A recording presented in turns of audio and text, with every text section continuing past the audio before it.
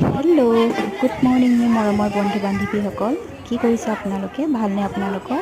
আজি হৈছে 5 ছেপ্টেম্বৰ, ডক্টৰ সৰ্বপল্লী ৰাধাকৃষ্ণনৰ জন্মবাৰ্ষিকী।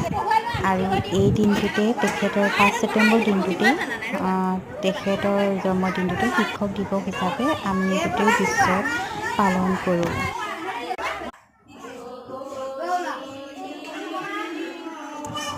নহয় জানো? তেখেতৰ জন্ম হৈছিল 1868 চনৰ 5 ছেপ্টেম্বৰ আৰু